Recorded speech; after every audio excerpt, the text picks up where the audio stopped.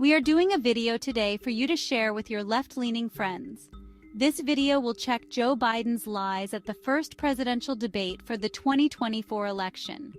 Once I address lie number 1 that no soldiers died on Biden's watch, we're going to run through them without commentary, which I may do at the end.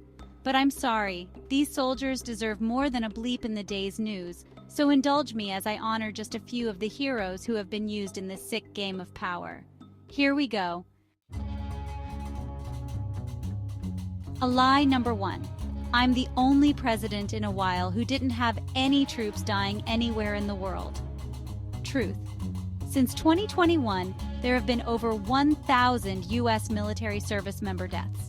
These deaths include those resulting from training accidents, non-combat incidents, illnesses, and suicides. These include 18 deaths in 2021, supporting overseas operations. 13 of those heroes were lost from Biden's disastrous withdrawal from Afghanistan. Give me 1 minute. I was going to have you close your eyes and remember these men and women that Biden apparently doesn't remember. But instead, I decided that they need to be seen and never forgotten. So please etch the faces of these young people into your minds. They cared about you and our country, more than giving you a few promises. They cared enough to give you their lives, and we must make sure that no more American families suffer the way theirs have. Their names are Lance Corporal David L. Espinoza, 20.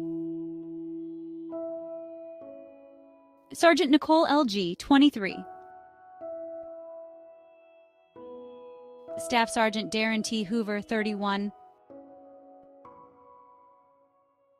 Corporal Hunter Lopez, 22. Lance Corporal Riley J. McCollum, 20. Lance Corporal Dylan R. Marola, 20. Lance Corporal Kareem M. Nakui, 20. Corporal Dagan W. Page, 23. Sergeant Johanny Rosario Pichardo, 25. Corporal Humberto A. Sanchez, 22. Lance Corporal Jared M. Schmitz, 20. Hospitalman Maxton W. Soviak, 22. Staff Sergeant Ryan C. Naus, 23. These young men and women, just entering adulthood, needlessly lost their lives to profit the industrial military complex. They may not be anybody to Joe Biden and his peeps, but the reality is that they were brave young men and women who gave their lives because they thought that they were protecting the United States. 3 of the Gold Star moms told the media that they felt disrespected when they showed up to pick up their children's bodies at the dignified transfer ceremony at Dover Air Force Base. Darren Hoover, Nicole G., and Humberto Sanchez's parents later spoke up. They told the media that nobody knew their child's name or their names. Biden called Christy Shamblin, Nicole's mother-in-law, Mrs. Lopez. She said that all Biden did was talk about his son and say how much he understood. But Shamblin didn't have the privilege of spending days with her loved one before her death. She said Biden was there with his son when he died. We received our kids in a casket. Coral Briseno, Humberto's mom, said that Biden made the meeting, quote, all about him. Kelly Barnett, Darren's mom, said that Darren's family decided that they did not want to meet with Biden, so they waited in a room on the side. Ultimately, the family decided to go onto the tarmac to meet Darren's casket, where she said that she felt totally disrespected by Biden, repeatedly looking at his watch while the heroes were being brought off the plane. I'm sorry, but those parents need a great big virtual hug from every one of us. They need to know that there are May Americans that care and appreciate their sacrifice and the sacrifice of their children. I am going to tag them in the description, so please send them some love. Let them know that their precious children have not been forgotten by the world. Put your state or country in your comment. Share the video with others and encourage them to thank these Gold Star parents. It's the least we can do. Let's move on to the next lie that Joe Biden told during the debate. I put a $15 per shot cap on insulin. Truth. It was a $35 cap. Next lie.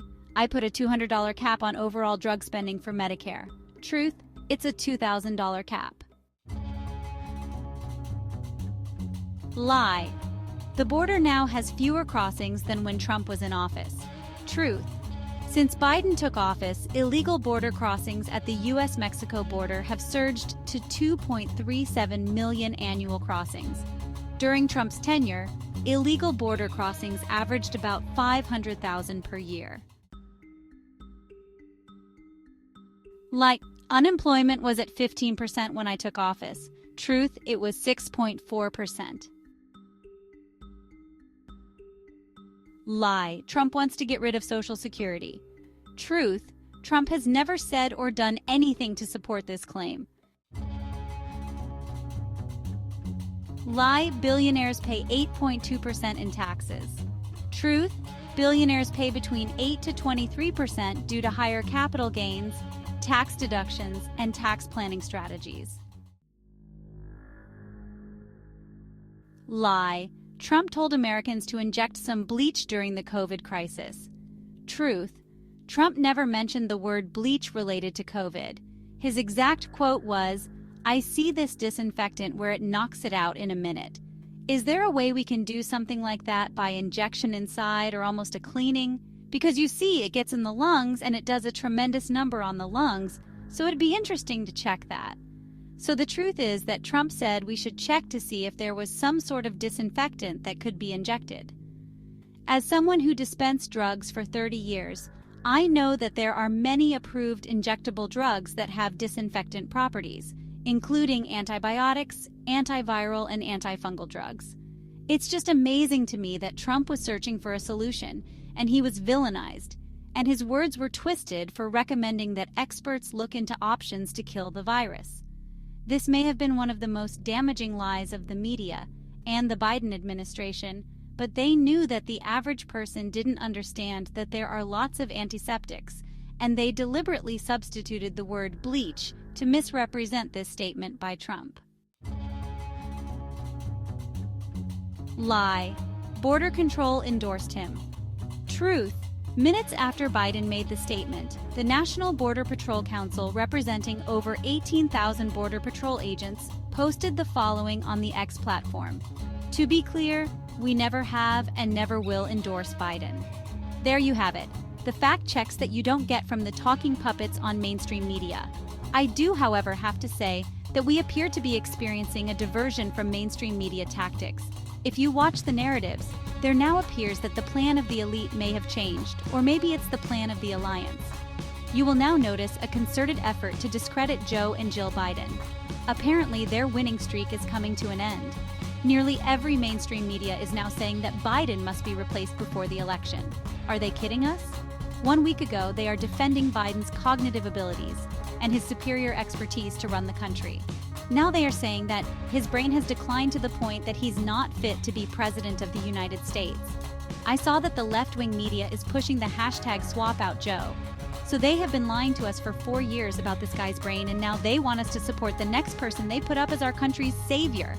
Who in the world trusts these people? A senile president? Addicted and mentally ill first children? Cocaine in the White House? Selling influence to our enemies? Ingrained with Hollywood and political elite who are involved in sex trafficking? They try to distract your mind with what a bad person Trump is, but they are just that, distractions. Look here, not there, and the sheep do it. I say, don't let them control your mind anymore. If everything is secret and must be hidden, then we are not in control of our country. Till next time, when you go to sleep tonight, kiss your children and cherish every second, because there are parents out there that don't have that privilege any longer.